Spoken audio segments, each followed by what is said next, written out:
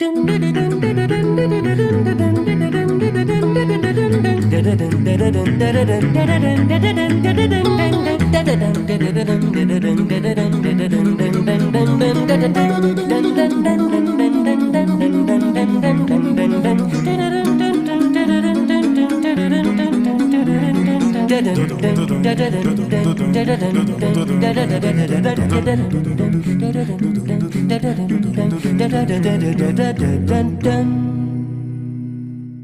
evening, ladies and gentlemen. We're so glad to welcome you as part of our community tonight. Please note that this webinar is being recorded and distributed live stream. By entering this virtual meeting room, you give your consent to be recorded and distributed by Vienna Live with Simeon Morrow and other third parties. If you prefer to not be recorded, please go to the LinkedIn live video feed, the link to which I've just placed in the chat room. Tonight, our featured guest is pianist Christopher O'Riley, whose new Navona Records album, The Well-Tempered Clavier Book 2, will be the subject of tonight's conversation. Wonderful to be with you, Simeon. Thanks.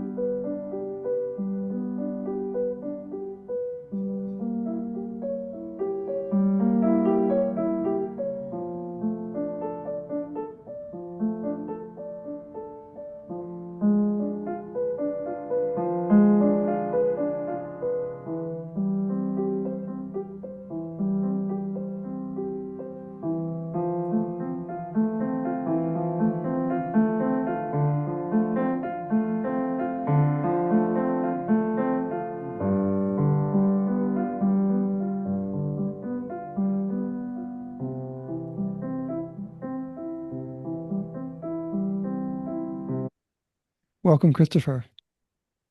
Thank you, Simeon. It's so wonderful to be with you.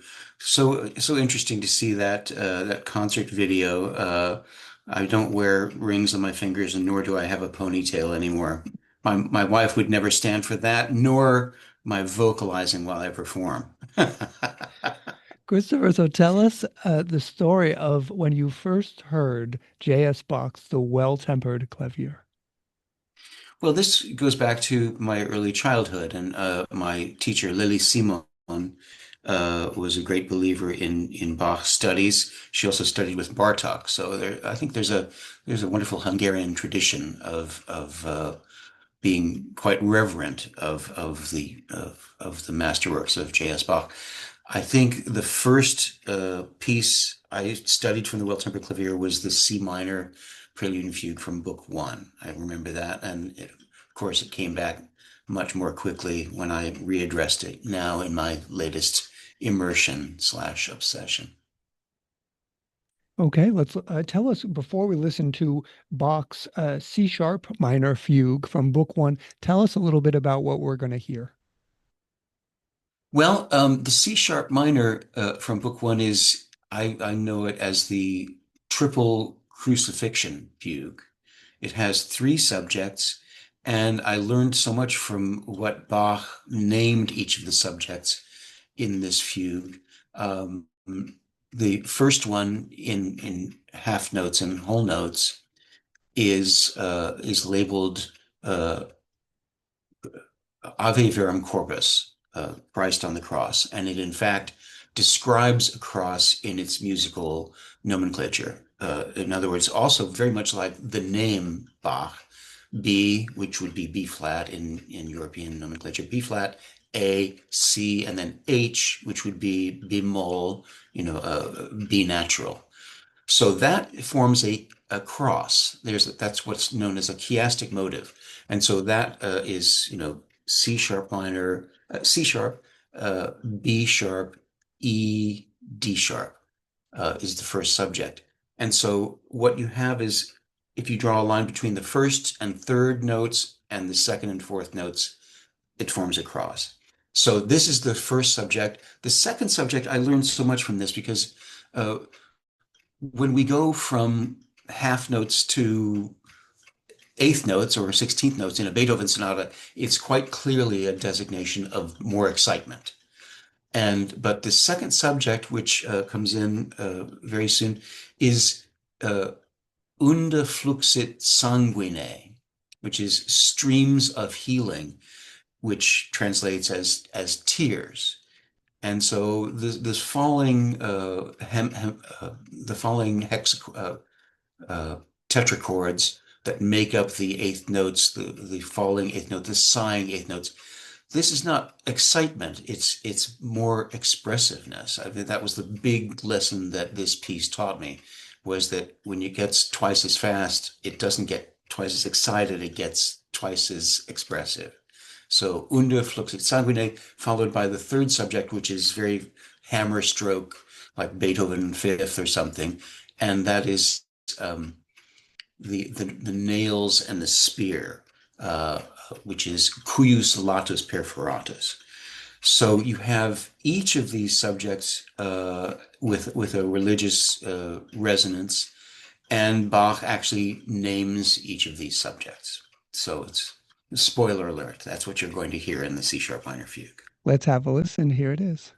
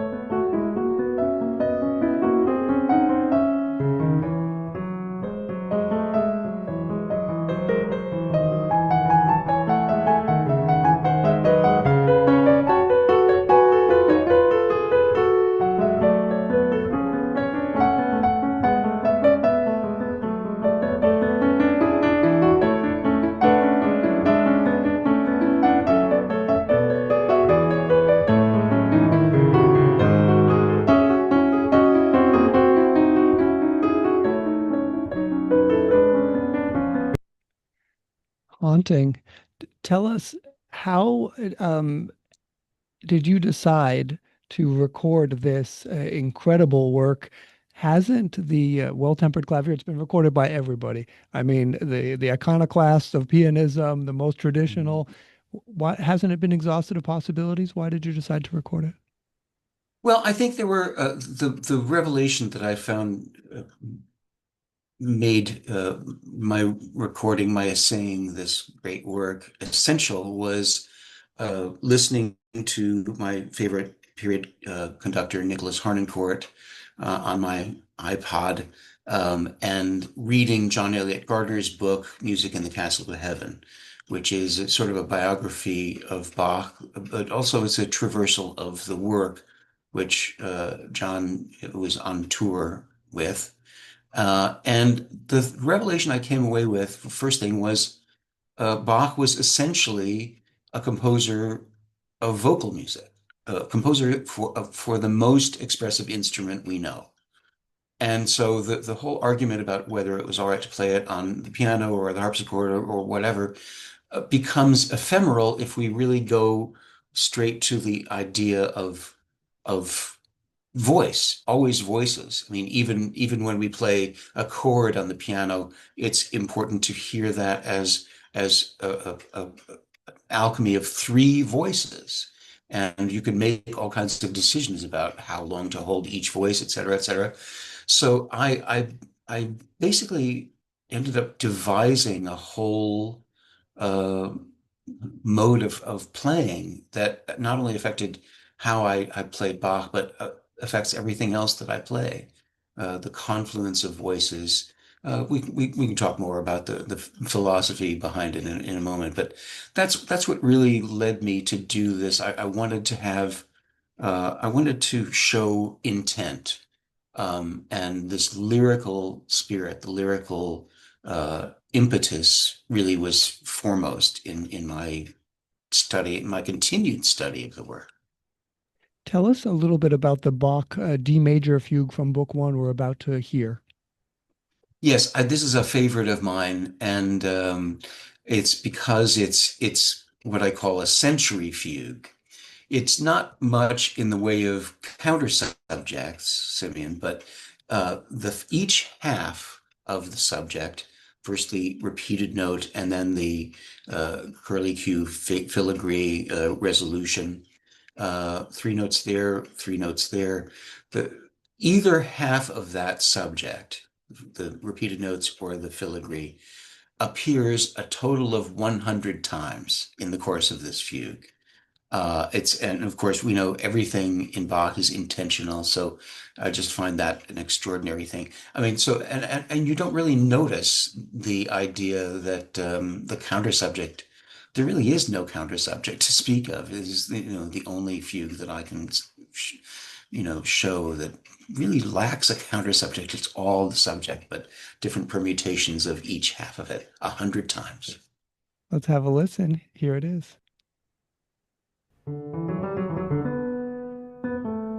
Oh, Is this the we wrong wanted length? to do, yeah, that we wanted to do. I see you've got it queued up there. We want that one. Yeah. Got it. The one you Thanks. just went to.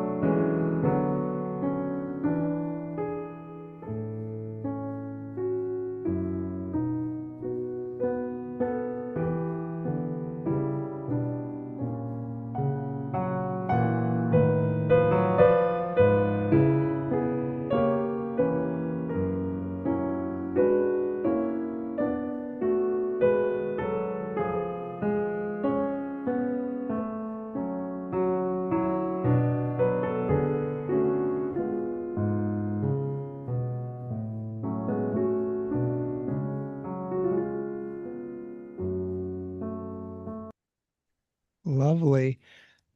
Which of these preludes and fugues, I understand that people who begin to play the piano, they're usually told, okay, well, you've got to start to play these preludes and fugues. I understand that the most difficult things in the piano repertoire, which one was easiest for you and which one was hardest for you? It's interesting. Well, the easiest was the one I mentioned. I learned in early childhood, the C minor from Book One. But that said, I've still been playing through, and every time I play through them, I learn something new. And so the C minor was the first one that I ever knew and came back the easiest. But I came up with a whole new idea for the prelude now that will affect everything quite wonderfully. I think the hardest ones to learn were, the big B minor that ends book one. It's gargantuan. That's very, very difficult. There are some other very long preludes in book two. The D major is one. The even the C sharp major is quite an expansive. Well, they're all a lot of them are repeated binary form, and so yeah, the B flat major in book two is quite long. The D major in book two is quite long, and the B flat minor fugue is also the most massive and tragic. It's really the lodestone of book two, I think, in that way. And as a follow-up, if you're teaching somebody, there's somebody young, as you said, this Bach music, it's meant to be sung. How do you tell Yes. them to take on one of these fugues in which they're supposed to be singing five different people at one time? Yes. Well, the first thing that we really have to deal with is what this might have been like on Bach's own instrument. And so it is important to play it on harpsichord. And I have dozens and dozens of virtual instruments at my disposal and, half a dozen harpsichords. So part of my study had to do with, and the whole idea, particularly of book one, was almost like a manual to um, cultivate the ultimate in contrapuntal clarity. And what oftentimes pianists do is emulate the harpsichord in that every articulation is very strict and every attack is the same. And of course, there's no dynamic contrast to speak of. Um, I think it's possible to do with space rather than dynamics, what you can do to the harpsichord to bring attention to one voice or another. You can actually play two voices together and make the first one last longer, make the second voice evaporate, so that the last sound that the hearer hears, not a scholarly listener, but just the last voice sounding is what they hear. If you always do the same lengths on the piano, you get none of that clarity lent by the texturalization of the voices. Similarly, you can also, and this is done on the harpsichord all the time, if you have several voices sounding simultaneously, just, let's say one chord, you bring in whatever voice you want to feature a split second sooner than the other two voices. So there again, this is something that is indisputable. Anyone listening will hear that sound before the other one's sound, and that will catch their attention and in their ear. I'm basically doing that kind of thing all through my performance and my interpretation. And a lot of that has to do with the space between the notes and also the intonation, something that a Russian teacher friend of mine noted as a feature of Russian pedagogy. The idea of not of intonation as in terms of playing out of tune or in tune, but the intoning, the conveying of the truth of the interval. So on the piano, all the intervals are, within the span of one hand, we hope. But on the violin, if you're going a half step, there's nothing more excruciating than a half step. And they squeeze it, they can make it a leading tone, and it's barely what we would see as a half step on the piano. With you, when you make a full second, a full tone, a whole tone, that's like a step on a staircase.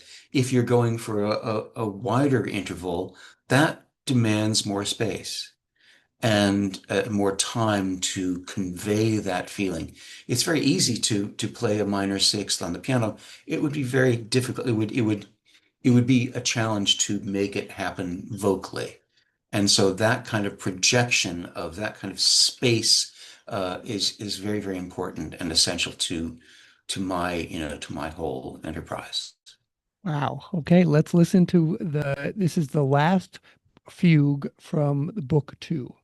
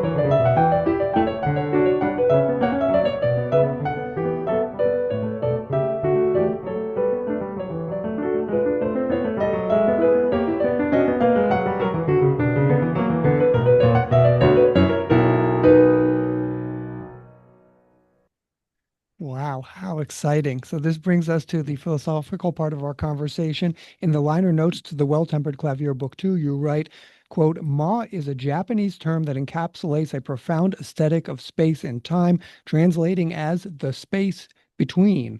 It emphasizes the importance of empty space, the pause between elements conveying and accentuating meaning, allowing for reflection and greater depth of feeling. Ma is the silence, the polar magnetism determining the gravitational pull and repulse between notes.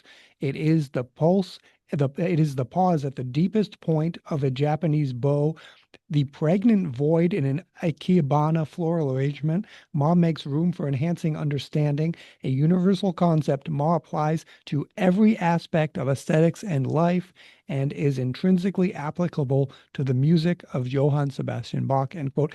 The concept of Ma, as you explain it, seems very relevant to life in the age of the smartphone, which is very busy, and we're looking for some kind of space in which to breathe. However, to Yes. J.S. Bach, known as the most prolific composer in Lutheran Germany and a father of more than 20 children, this Japanese aesthetic seems quite far removed. How would you explain what you did in this album to J.S. Bach? Well, it's really, a panoply of elements of my method, which my wife Catherine so succinctly distilled into what is Ma as as a concept, as an overarching concept to all of these various facets of the method. So we've talked a little bit about intonation and how that affects the space between notes. But actually, the whole idea of articulation is, in fact, duration.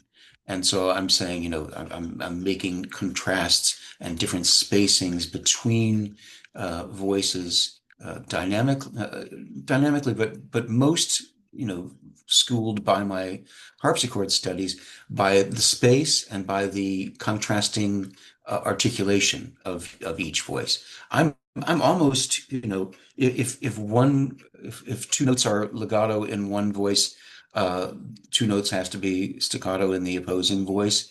And I think every line deserves the fullest lyricism, which is, the revelation I had that I spoke of that started me out this project was, the lyric spirit, but essentially that it should be possible to have a different, as many articulations as there are consonants in any sign language, and as many ways of connecting or distinguishing notes from each other as there are ways of breathing, pausing, gasping, full stop.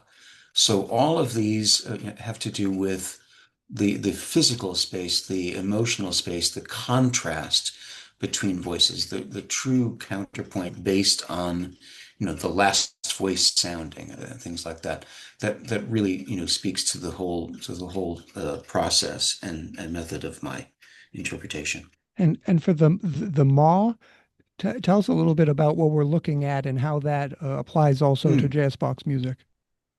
Yes, well, as I said, we're looking at a photograph of a garden pond, and so the spaces between, in a flower arrangement, the spaces between the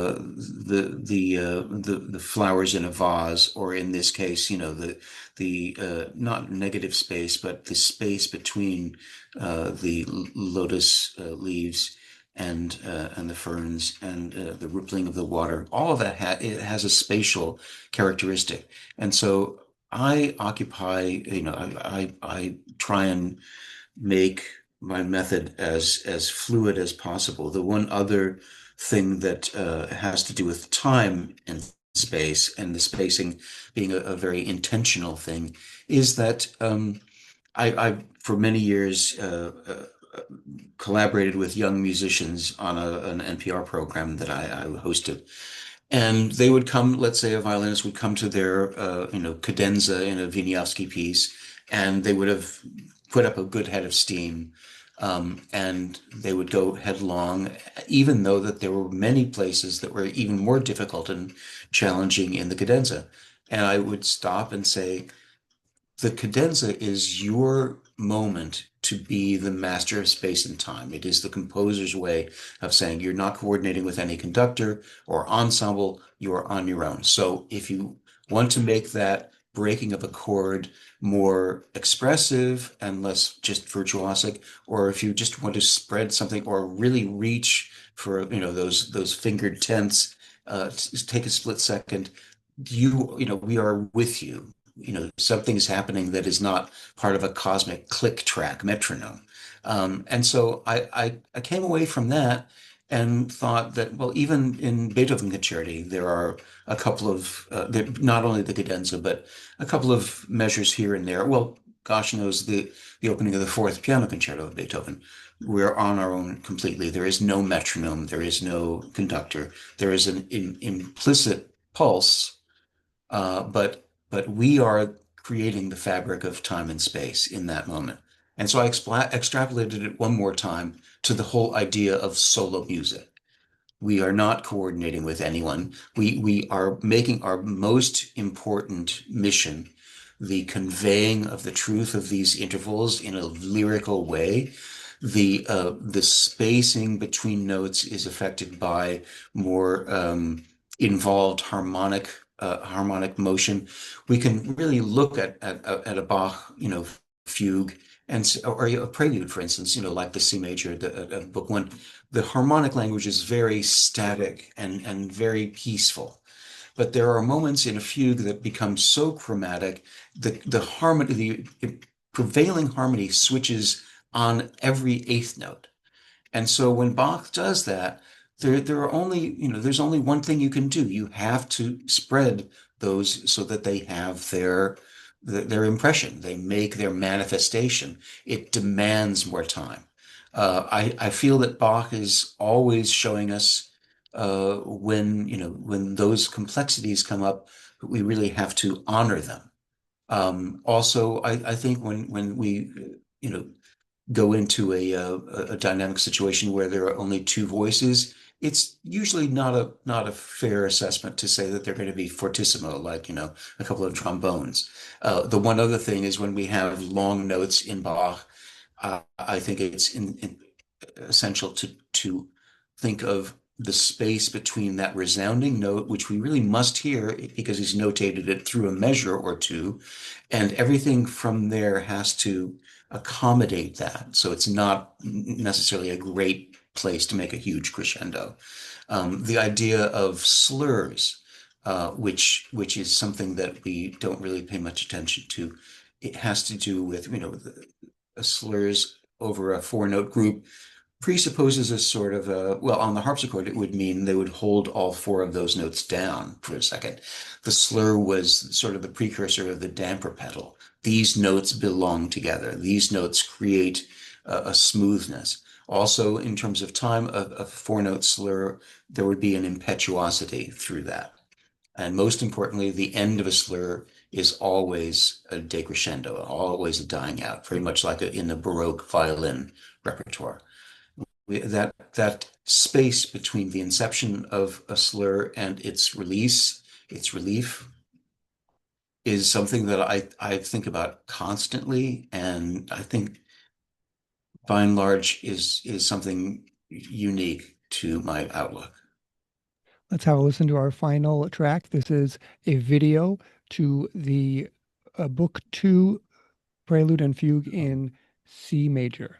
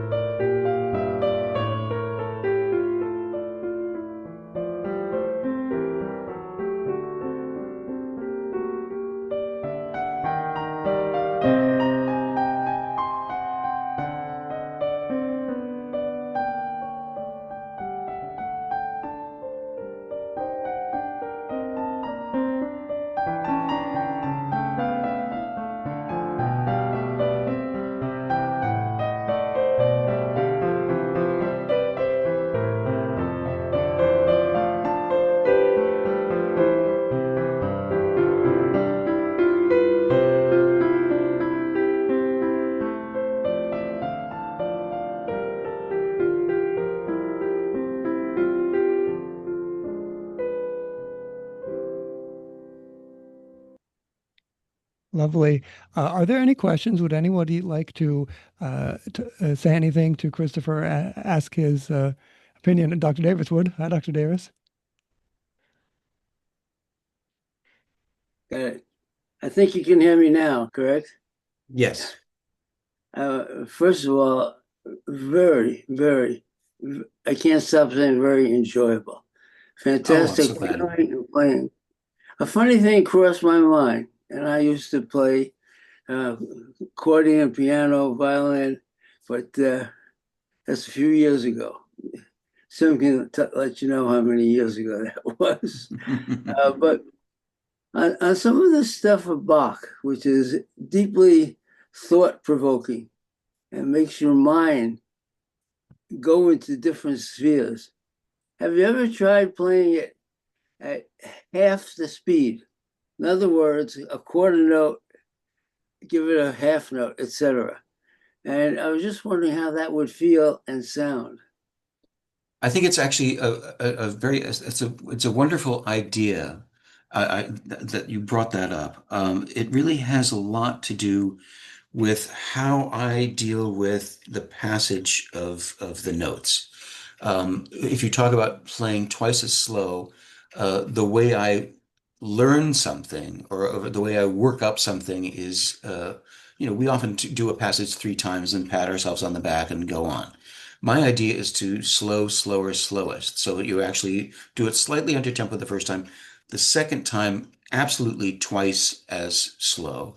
And so if you're playing the same notes, I'm counting dot, dot, dot, dot, dot, two to each eighth note aloud, which I think is important because otherwise we start, rushing or something. And then the slowest one is four times as much. Yat da da da yat da da da yat da da. So I'm really working it in. The last time is the most grounded, and it's the time that we really learn the most. Rachmaninoff used to, the greatest pianist that ever lived, would just practice a passage, duh, one note, and then the next note. That's how he would practice. I mean, so that had no context whatsoever. I mean, I think I'm creating a sort of an interstitial structure between the notes. And so, with that in mind, if I'm doing a relaxation, I can be assured that I'm not just going to be making a jerky adjustment. I will always have those four 30-second notes in my head. And so they become slower, not just the eighth notes themselves that are the audible part of the equation. I'm always thinking, a couple of powers of magnitude into it. Wow. Thank you so much. Good Thanks, Keep question. up, Thank you. keep up the good work. Thanks. thanks, Dr. Davis. So last question then, Christopher, what do you wish everyone who listens to this album, discovers this album, do you hope that they get rid of their metronome and don't pay attention to train time anymore? I think, yeah, train time is a thing of the past. I think that the most important thing to take away from this record is the way that it is alive. I think that's the one thing that really has been made clear to me is our ability to make this music sound like a viable and living and passionate entity. It speaks, it sings. So let's see how we can get the album. It's on Navona Records at navonarecords.com. And you can stream it and listen to it on YouTube also and get all the information about that. So all you do is you go to navonarecords.com and then you just type in the search uh, O'Riley, Christopher O'Riley Mhm. for And it's available on all the platforms at this point. Yeah. So anywhere you like to hear your music, you can see it. Okay, perfect. So again, that's navonarecords.com. And if we'd like to stay in touch with Christopher, it's easy enough. We go to his website, christophero'reilly.com. Christopher, here people, if they would like to, can reach out to you. Absolutely. No problem at all. Always love to hear from folks. Fantastic. So that's christophero'reilly.com. He's also available on Facebook at Christopher O'Riley and Mhm. on Instagram at Christopher O'Riley Pianist. So don't hesitate to reach out to him with your questions or comments. Thank you so very much to Christopher O'Riley. Thank you for having me, Simeon, and thank you everybody for coming. It's always wonderful. I love talking about Bach. Thank you so much. So before we go, I'd like us to take a look at simeonmorrow.com, where you can find all information about upcoming shows. And I'd also like to bring your attention to our sponsorship campaign that's going on right now. For $5 a month, you will receive one Vienna Live Celebrates 5 Years mug. For $10 a month, you will receive one Vienna Live Celebrates 5 Years mug and one Vienna Live City tote bag. There is also no minimum sponsorship. If you click on custom, you can offer any sponsorship you would like. All sponsorships allow Vienna Live to operate as a free public service. And coming up next week, we have Songbook Inc. and Suzanne Waldowski singing in the holidays, swinging in the holidays. The first release from Songbook Inc. and Suzanne Waldowski puts a new face on holiday music, recorded in Los Angeles, New York City, New Jersey, and Oslo in partnership with nonprofit presenter Jazz at the Ballroom. This uniquely curated trove of classic holiday songs features a delightful array of international, next generation, and established vocalists and soloists crooning over sparkling, fresh arrangements. Let's swing in the holidays. As always, all information about upcoming shows is available at www.simeonmorrow.com. Once again, thank you so very much to Christopher O'Riley. Thank you very much to Vienna Live's corporate and individual sponsors. Your ongoing support allows Vienna Live to continue to operate as a free public service. Thanks to my cousin Mike, a marketer from Layer App. If you're an architect or an engineer, they have a really cool tool you should check out. Most of all, thanks to you, our participants, who make it all worthwhile. From Washington, D.C. and Los Angeles, California, goodbye, and see you next And Wednesday. thank you, Simeon. Really great to be with you. Thank you for having me in such wonderful conversation. All the best to all you do.